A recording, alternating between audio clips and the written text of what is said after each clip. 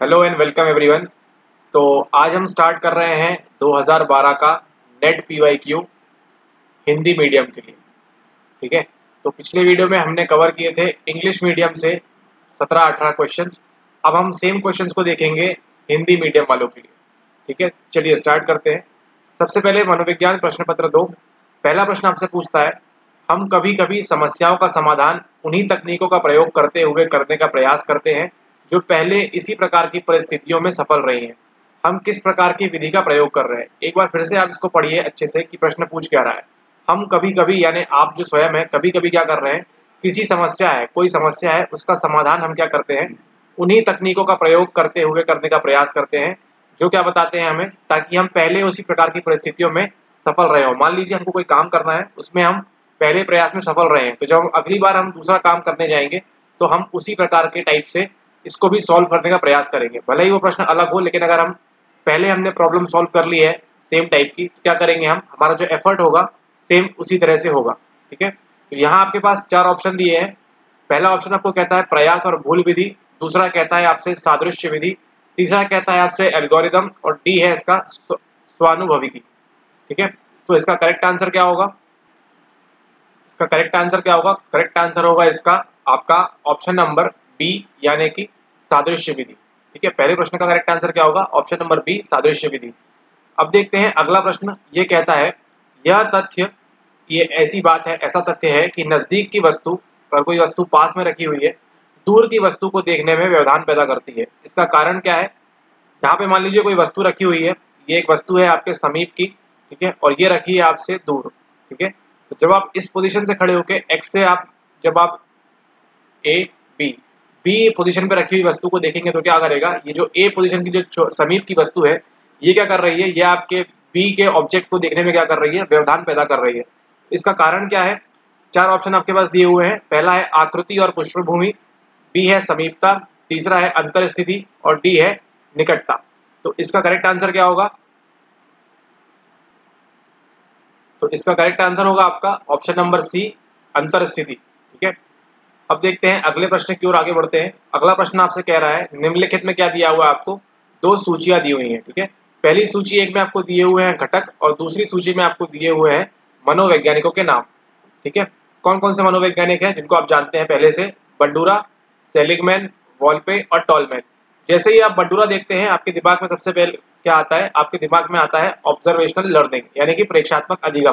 तो हम क्या करेंगे, हमारे जो घटक दिए हुए हैं, सबसे पहले बंडूरा को देखने के बाद हम क्या करेंगे, हम ढूंढेंगे कि प्रेक्षात्मक अधिगम कहाँ पे दिया हुआ है। जैसे ही हमको दिखता है कि प्रेक्षात्मक अधिगम ऑप्शन नंबर 3 यानी कि आर में हमको दिया हुआ है प्रेक्षात्मक अधिगम, इसका मतलब 1 नंबर का जो ऑप्शन है वो किससे, आर से डेफिनेटली मैच करेगा। ठीक है, हमको देखना है कि अब यहाँ पे 1 आर के साथ कहाँ मैच किया हुआ है। 1 आर के साथ मैच किया हुआ है केवल ऑप्शन नंबर ए में। इसका मतलब करेक्ट आंसर क्या होता है हमारे पास? हमारे पास करेक्ट आंसर होता है ऑप्शन नंबर ए, 2413। यानी कि प्रेक्षात्मक अधिगम की बात कौन करेंगे?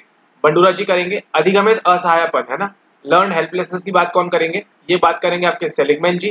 फिर संज्ञानात्मक मानचित्र जो बनाते हैं हम, उसकी बात कौन करता है? उसकी बात करते हैं टॉलमैन। और अंत में क्रमिक असंवेदीकरण, डिसेंसिटाइजेशन, इसकी बात कौन करता है? इसकी बात करते हैं आपके वॉल्पे। तो इसका करेक्ट आंसर क्या होगा? करेक्ट आंसर इसका होगा आपका ऑप्शन नंबर ए। अब देखते हैं अगले प्रश्न की ओर। प्रश्न कह रहा है, एक 3x4 ना, एक 3x4 असंगतता तालिका में काई वर्ग है ना, ची टेस्ट की बात हो रही है, परीक्षण का उपयोग करते हुए काई वर्ग से जुड़ी स्वतंत्रता की कोटि क्या होगी? ठीक है, 3x4 का क्या बनाएंगे लोग, एक बॉक्स बनाएंगे स्क्वायर टी टेस्ट करने के लिए। वहां आपसे पूछ रहे हैं कि स्वतंत्रता जो है उसकी कोटि कितनी होगी। ऑप्शन दिए हुए हैं A12, B9, C7 और D6। इसका करेक्ट आंसर क्या हो जाएगा? करेक्ट आंसर होगा इसका ऑप्शन नंबर डी, यानी कि 6।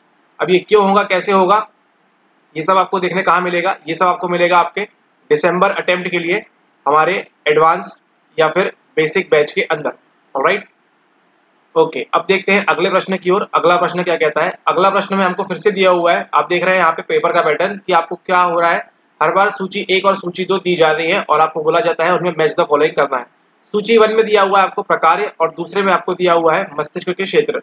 कौन कौन से क्षेत्र की बात हो रही है? हाइपोथैलेमस की बात हो रही है, सेरेबेलम की बात हो रही है, ऑर्बिटोफ्रंटल कॉर्टेक्स और पेरिटल कॉर्टेक्स की बात हो रही है। और यहाँ पे प्रकार्य क्या क्या दिए हैं, मतलब ये जो आपके मस्तिष्क के क्षेत्र हैं, ये कौन सा काम करते हैं, ये आपको बताना है। पहले आपको दिया हुआ है दृश्य स्थानिक प्रकार्य, इन चारों में से कौन सा काम करता है? दूसरा आपको दिया हुआ है सामाजिक मापदंड, तीसरा आपको दिया है निस्तारण कारक और चौथा आपको दिया हुआ है संतुलन के बारे में। तो यहाँ पे आपको ये बात देखनी है कि यहाँ जब हमको दिख रहा है संतुलन की बात हो रही है ना, संतुलन की बात हो रही है, तो आपके मस्तिष्क का संतुलन कौन बनाता है ये आपको देखना है। ये बनाता है आपका सेरेबेलम, ठीक है, सेरेबेलम ये काम करता है। तो एस के साथ क्या दिख रहा है आपको? एस के साथ आपको मैच करना है ऑप्शन नंबर 2, ठीक है। तो एस के साथ 2 कहाँ दिया हुआ है? आपको दिया हुआ है ऑप्शन नंबर डी में, मतलब ऑटोमेटिकली आपका आंसर क्या हो जाता है? सही हो जाता है, ठीक है। तो कुछ अगर बेसिक चीजें आप ध्यान रखेंगे, दिमाग में स्टोर रखेंगे, मेमोरी में, ठीक है, तो क्या होगा? आपको फायदा होगा। तो ऑप्शन नंबर डी इसका हो जाता है करेक्ट आंसर, ठीक है। ये सब आंसर आप नोट करते जा सकते हैं। अब देखते हैं अगले प्रश्न की ओर। प्रश्न कहता है निम्नलिखित दोनों कथनों, अभिकथन ए, अभिकथन दिया हुआ है आपको ए में, और तर्क आर, इसी अभिकथन के ऊपर तर्क दिया हुआ है आर को पढ़िए और निम्नलिखित कूटों का प्रयोग करते हुए अपने उत्तर का उल्लेख कीजिए। मतलब ए में जो बात है और आर में जो बात है, तो क्या आर ए का सही तर्क दे रहा है या एक्सप्लेन कर रहा है, ये पूछ रहा है आपसे, ठीक है। अब देखते हैं सबसे पहले आपको ए में क्या दिया हुआ है, यानी कि अभिकथन में हमको क्या देखने मिलता है। एडवर्ड्स पर्सनल ईपीपीएस टेस्ट की बात हो रही है यहाँ पे। एडवर्ड्स पर्सनल प्रेफरेंस शेड्यूल में अनिवार्य विकल्प फॉर्मेट का उपयोग किया जाता है। बिल्कुल सही बात है, ईपीपीएस में इसको किया जाता है, ठीक है। तर्क आर की बात करें, तर्क आर क्या दिया हुआ है? अनिवार्य विकल्प फॉर्मेट अनुवृत्त प्रत्युत्तर सेट को कम करता है, ठीक है। तो ऐसा हमने नहीं देखा है, लेकिन ऑप्शन देखते हैं क्या दिया है। ऑप्शन आपको दिया हुआ है ए और आर दोनों सही है और आर ए की सही व्याख्या है, ठीक है। ए और आर दोनों सही है और आर ए की सही व्याख्या है, तो क्या हो सकता है? ये नहीं होगा। बी दिया हुआ है ए और आर दोनों सही है परंतु आर ए की सही व्याख्या नहीं है, ऐसा भी नहीं है, दोनों चीजें सही काम कर रही है। सी में दिया हुआ है आपको ए सही है लेकिन आर गलत है, ठीक है। तो ये होगा हमारा करेक्ट आंसर, क्योंकि हम जानते हैं ईपीपीएस में क्या होता है, हम किसका इस्तेमाल करते हैं? अनिवार्य विकल्प फॉर्मेट का उपयोग किया जाता है, ठीक है। ओके, तो करेक्ट आंसर क्या होगा इसका? करेक्ट आंसर होगा इसका आपका ऑप्शन नंबर सी, ए सही है, मतलब अभिकथन ए सही है और जो तर्क है वो आर ये पूरी तरह से क्या है? गलत है, ठीक है। अगर एक सवाल आपके दिमाग में ये उठना चाहिए कि यहाँ पर अगर अनिवार्य विकल्प फॉर्मेट अनुवृत्त प्रत्युत्तर सेट को क्या करता है? कम करता है, क्या ये सही है या नहीं? इसका मतलब या वो बढ़ाता है या कम करता है, ठीक है। ये ऐसे सवाल आपके दिमाग में उठने चाहिए, इसको देखेंगे हम जब हम पढ़ेंगे ईपीपीएस के अंदर। अब देखते हैं अगला सवाल, क्वेश्चन नंबर 7 कहता है उच्च उपलब्धि आवश्यकता वाले व्यक्ति कठिन कार्य को काफी पहले क्यों छोड़ देते हैं, ठीक है। ए ऑप्शन दिया हुआ है आसानी से थक जाने के कारण, दूसरा दिया है धैर्य की कमी के कारण, तीसरा दिया है उच्च दुश्चिंता एंग्जाइटी के कारण, और चौथा दिया हुआ है दक्षता की उच्च आवश्यकता होने के कारण। तो इसको आपको ऑलरेडी पहले एक्सप्लेन किया जा चुका है। इसका करेक्ट आंसर क्या है? ऑप्शन नंबर डी, दक्षता की उच्च आवश्यकता होने के कारण, ठीक है। तो जो एन आग जो होता है किसी भी व्यक्ति के अंदर, अगर वो क्या हो, हाई होगा, तो वो दूसरा कोई भी काम करेगा तो उसमें क्या चाहेगा वो, अगर कोई भी मान लीजिए एक्स वर्क करता है तो उसमें क्या चाहेंगे कि उनकी जो दक्षता है वो सेम, मान लीजिए किसी को पेंटिंग करने में शौक है ना, उनका अचीवमेंट मोटिवेशन कहाँ काम करता है? पेंटिंग के लिए काम करता है। लेकिन उनसे अगर हम लेबर वर्क कराएंगे, ठीक है, तो क्या चाहेंगे वो कि यहाँ पे भी वो क्या करेंगे? उच्च दक्षता पाने की कोशिश करेंगे, जो कि क्या होता है, ऐसा हो नहीं पाता उनके साथ। इसीलिए करेक्ट आंसर क्या होता है आपका? दक्षता की उच्च आवश्यकता होने के कारण जो व्यक्ति है, उच्च उपलब्धि आवश्यकता वाले जो व्यक्ति होते हैं, जिनके अंदर क्या ज्यादा होता है? एन आक होता है, नीड फॉर अचीवमेंट, एक नीड फॉर एफिलिएशन भी होता है ना। और कौन कौन से नीड होते हैं आप नीचे कमेंट करके बता सकते हैं, ठीक है। तो करेक्ट आंसर क्या होता है आपका? Option number D. अब देखते हैं अगले प्रश्न की ओर बढ़ते हैं।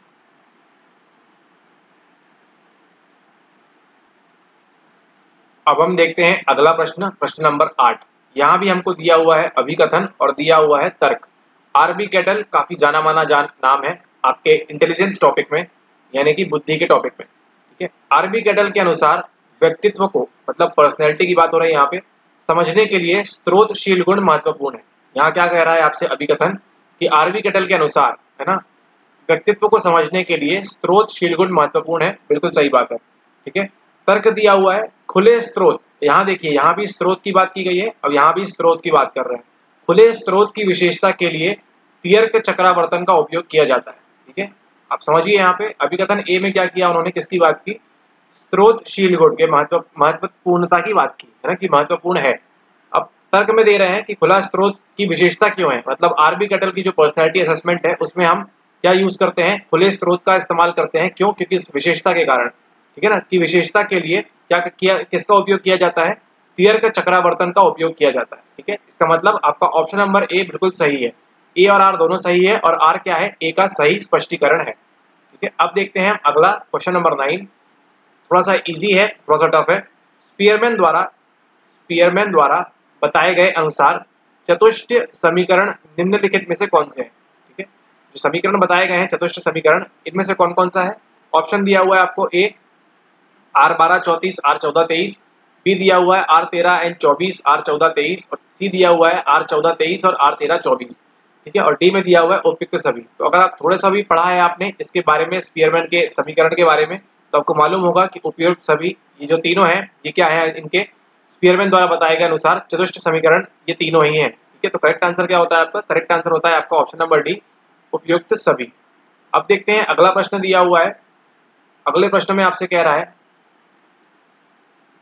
निम्नलिखित में से समस्या दिक् को, है ना, किसी समस्या दिक् को परिभाषित करने के लिए परिभाषित करता है, क्या क्या परिभाषित करता है ये पूछ रहा है। एक आरंभिक स्थिति, ठीक है, एक लक्ष्य स्थिति और एक प्रचालन सेट। ठीक है, तो किसी भी समस्या दिक् को परिभाषित, कोई भी समस्या है उसको परिभाषित करने के लिए क्या क्या होगा, एक आरंभिक स्थिति होगी, ठीक है ना, कि मतलब क्यों समस्या आ रही है, क्या स्थिति क्या है इसकी आरंभ की। एक लक्ष्य स्थिति होगी, इसमें क्या करेंगे हम, जाके इसको प्रॉब्लम को सॉल्व कर देंगे। और एक प्रचालन सेट होगा, है ना, तीनों ही चीजें हमको देखने मिलेंगी। तो ए ऑप्शन हट गया, सी हट गया, बी हट गया। करेक्ट आंसर होता है आपका ऑप्शन नंबर डी, यानी कि 1 2 3। अब देखते हैं अगला प्रश्न है प्रश्न नंबर 11। ये कहता है कि किसी वस्तु या घटना का एक सामान्यीकृत चित्र या मॉडल जिसका पहले अधिगम किया गया था और जो स्मृति पटल में संचित है, निम्नलिखित में से क्या कहलाता है। ठीक है, तो मान लीजिए कोई ऐसी वस्तु है या ऐसी कोई घटना है जिसका क्या हो रहा है, एक सामान्यीकृत चित्र या मॉडल, ठीक है ना, जिसका पहले हमने क्या किया है, अधिगम, पहले हमने सीखा है, किसी चीज को लर्न किया हुआ है। ठीक है, जो स्मृति पटल में संचित रहता है। अब ये क्या है, आपकी जो मेमोरी है यहाँ पे क्या हो गया है, ये एनकोड हो गया है, जाके कहीं इसका संचयन हो गया है। तो इनमें से क्या कहलाता है, निम्नलिखित में से। ऑप्शन देखते हैं, ऑप्शन आपको दिया हुआ है, पहला दिया हुआ है प्रत्यक्षात्मक चिंता, दूसरा दिया हुआ है आपको स्मृति अवशेष, तीसरा दिया हुआ है प्रोटोटाइप और चौथा दिया हुआ है संज्ञानात्मक मानचित्र। तो कॉग्निटिव मैप की बात तो यहाँ पे आपको लगता है होगी, बिल्कुल नहीं होगी। करेक्ट आंसर क्या होगा इसका, इसका करेक्ट आंसर होगा प्रोटोटाइप, है ना, प्रारूप जिसे कहते हैं, प्रोटोटाइप इसका सही आंसर है। इसमें क्या होता है, कोई ऐसी वस्तु, ठीक है, या कोई ऐसी घटना, ठीक है, या फिर घटना क्या हो रही है, हमने सीख लिया है। जैसे बिल्ली के बारे में बात करें, कैट के बारे में बात करें, तो क्या है, एक वस्तु है, ठीक है, या कोई घटना की बात करें तो सुनामी है, ठीक है ना। ये क्या हो गया है, एक सामान्यकृत चित्र या मॉडल हमने सीख लिया है कि बिल्ली इस प्रकार की होती है, 4 टांग होंगी उसकी, एक पूंछ होगी, है ना, उसके और भी जो बिल्ली की विशेषताएं होती हैं वो सब हमने सीख ली हैं। ठीक है, और क्या हो गया, हमारी मेमोरी में जाके सेव हो गया है।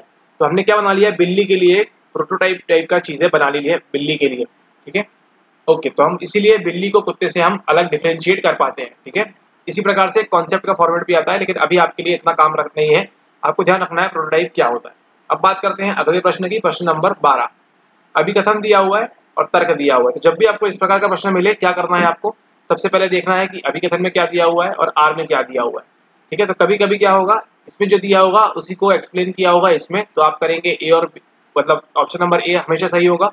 और अगर दिया होगा ये अलग सेंटेंस दिया हुआ है, ये अलग सेंटेंस दिया हुआ है, तो क्या होगा उसमें ऑप्शन नंबर बी सही हो जाएगा। ठीक है, कभी कभी होगा कि ए सही है और आर गलत, और आर गलत है और ए सही। ठीक है, ओके, अब देखते हैं अगला प्रश्न है हमको अभिकथन के बारे में। हम दो वस्तुओं की समानता और अंतर की पहचान कर पाते हैं। बिल्कुल सही बात है, बिल्कुल कर पाते हैं हम इस चीज को। विघटनीय उप प्रणाली प्रत्येक सेरेब्रल हेमिस्फीयर में एक साथ कार्य करती है। ठीक है, यहाँ ध्यान से देखिए क्या बोल रहा है। यहाँ पे ये कह रहे हैं कि ऐसी कोई दो वस्तु हैं x और y, या फिर x और x। ठीक है, हम दो वस्तुओं की समानता और अंतर की पहचान कर पाते हैं। ठीक है, आपको मालूम है कि ये x और x क्या है, सिमिलर है, एक जैसी चीजें हैं, और x y जो है वो क्या है, अलग अलग चीजें हैं। ठीक है, ये आपको क्लियर हो गया, मतलब ऑप्शन नंबर ए आपका सही है। ठीक है, ये ऑप्शन सही है। अब दूसरा आपसे कह रहा है विघटनीय उप प्रणाली, है ना, ये जो प्रणाली होती है विघटनीय उप प्रणाली प्रत्येक सेरेब्रल हेमिस्फीयर में एक साथ कार्य करती है। तो क्या एक साथ कार्य करती है, जी हाँ, बिल्कुल साथ साथ करती है। इसलिए आपका ऑप्शन करेक्ट क्या हो जाता है, ए और आर दोनों सही है, और आर जो है ए की एग्जैक्टली सही व्याख्या है। इसी कारण से हम क्या कर पाते हैं, इनका पहचान और अंतर हम कर पाते हैं, क्योंकि क्या कर रही है, साथ में कार्य कर रही है। ठीक है, अब देखते हैं अगला प्रश्न की ओर चलते हैं। अगला प्रश्न क्या कहता है, अगला प्रश्न आपसे कहता है निम्नलिखित घटनाओं का सही क्रम क्या है? ठीक है, बिल्कुल केबीसी की तरह सवाल पूछा हुआ है आपसे। निम्नलिखित घटनाओं का सही क्रम क्या है? ऑप्शन नंबर ए तंत्रिका पारेषक का निकलना, ऑप्शन नंबर बी पश्च साइनेप्टिक विभव, तीसरा दिया हुआ है ग्राही स्थल पर आबद्ध होना और चौथा दिया हुआ है तंत्रिका पारेषक का संश्लेषण। ठीक है, तो इसका करेक्ट आंसर क्या होगा? अब आपको यहाँ पे तो ABCD दिया हुआ है, इसमें हमको मैच करना पड़ेगा। सबसे पहले क्या होगा? सबसे पहले क्या होगा? तो इसमें करेक्ट आंसर क्या होगा आपका? करेक्ट आंसर उसमें होगा आपका ऑप्शन नंबर सी। सबसे पहले क्या होता है? तंत्रिका पारेषक का संश्लेषण होता है। देन ऑप्शन नंबर 1, उसके बाद क्या होता है? तंत्रिका पारेषक का निकलना, फिर क्या होता है? ग्राही स्थल पर आबद्ध होना और अंत में होता है पश्च साइनेप्टिक विभव। 4132।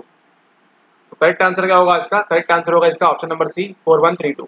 अब बात करते हैं अगले प्रश्न की। अभिकथन दिया हुआ है आपको। अभिकथन का प्रश्न जैसे ही आएगा अब आपको समझ गए क्या करना है। एक न्यूरॉन में क्रिया विभव का विस्तार +40 MB से अधिक नहीं होता है। +40 MB से अधिक पूछ रहा है ना, नॉट मोर देन 40 MB। ठीक है, और अगला दिया हुआ है न्यूरॉन संपूर्ण या शून्य के आधार पर कार्य करता है। बिल्कुल सही बात है। ठीक है, ऑप्शन क्या दिए हुए हैं, लेकिन यहाँ पे देखिए किसकी बात हो रही है। यहाँ पे बात कर रहा है एक न्यूरॉन में क्रिया विभव का विस्तार +40 MB से अधिक नहीं होता है, और यहाँ पे बात क्या कर रहा है? न्यूरॉन संपूर्ण या शून्य के आधार पर कार्य करता है। तो दोनों चीजें कहीं ना कहीं अलग है इसमें। तो इसके लिए करेक्ट आंसर क्या होगा हमारा? Option number B. ए और आर क्या है? दोनों सही है। यहाँ पे ए भी सही है और आर भी सही है, और आर ए की सही व्याख्या नहीं है। ठीक है, ये इस चीज को बिल्कुल भी जस्टिफाई नहीं कर रहा है, बिल्कुल भी नहीं बता रहा है। ठीक है, अब देखते हैं अगले प्रश्न को। अगला प्रश्न कह रहा है एक आदमी अपने बॉस का गुस्सा अपने बच्चे पर निकालता है, यह निम्नलिखित में से किसका उदाहरण है? मान लीजिए कोई आदमी है ए और उसका बॉस है बी और उसका बच्चा है सी। ये क्या कर रहा है? इसका जो गुस्सा है, इसका जो एंगर है, जो गुस्सा है ए का, है ना, अपने बच्चे पर निकाल रहा है। किस पे निकाल रहा है? पहले गुस्सा किस पे है? ये इस पे है, लेकिन निकाल किस पे रहा है? ए इस पे, सी पे निकाल रहा है ना, अपने चाइल्ड पे गुस्सा निकाल रहा है। तो ये किसका उदाहरण होता है? चार ऑप्शन दिए हुए हैं। प्रक्षेपण का, दूसरा दिया है प्रतिक्रिया विधान का, तीसरा दिया हुआ है विस्थापन का, और चौथा दिया हुआ है प्रतिगमन का। तो सीधे सीधे विस्थापन का एग्जाम्पल है। विस्थापन क्या होता है? एक जगह से शिफ्ट होके दूसरी जगह चले जाना। जैसे आप साउथ अफ्रीका से कहाँ चले गए? आप अमेरिका चले गए। ये क्या होता है? एक प्रकार का विस्थापन। तो आपने यहाँ का गुस्सा कहाँ शिफ्ट कर दिया? आपने अपने बच्चे के ऊपर कर दिया। इसलिए करेक्ट आंसर क्या होता है इसका? करेक्ट आंसर होता है ऑप्शन नंबर सी, विस्थापन। अब देखते हैं अगले प्रश्न की ओर। प्रश्न नंबर 16 क्या कहता है? गति और शक्ति परीक्षण। जैसा आपका एग्जाम होता है NTA नेट UGC का, क्या होता है? आपकी गति का परीक्षण भी है और शक्ति का परीक्षण भी है। निम्नलिखित के आधार पर अंतर किया जा सकता है ना? किसके आधार पर अंतर किया जा सकता है? ऑप्शन दे या समय सीमा, दूसरा कठिनाई का स्तर, और तीसरा शाब्दिक अशाब्दिक विषय वस्तु। अब देखिए गति और शक्ति परीक्षण में इस चीज की तो कोई बात ही नहीं है कि हमको शब्दों का इस्तेमाल करना है या नॉन वर्बल का इस्तेमाल करना है।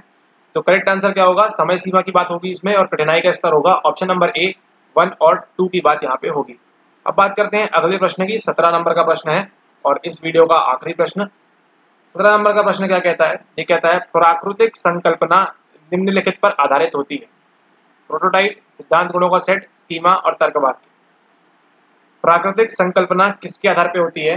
अभी आपने यहाँ पे क्या देखा था? सेम देखिए रिपीट हो गया है यहाँ पे सवाल, है ना। आपको इस प्रकार से सोचना है। प्रोटोटाइप क्या होता है? अभी आपको इस सवाल में आपको समझाया कि प्रोटोटाइप क्या होता है, किस तरह से काम करता है। ठीक है, तो जो प्राकृतिक रूप से जो चीजें हैं, पेड़ पौधे, माउंटेन्स, ट्रीज, है ना, जो भी प्राकृतिक संकल्पना जो है किसके आधार पे होंगी? प्रोटोटाइप के आधार पे होंगी, यानी कि प्राक प्रारूप के आधार पर होंगी। ठीक है, इस बात का आपको ध्यान रखना है। तो इस वीडियो के लिए 17 प्रश्न किए हमने, है ना। आपको एग्जाम में काम आएंगे ये 2012 जून, है ना। मिलते हैं आपसे अगले वीडियो में। ठीक है, थैंक यू।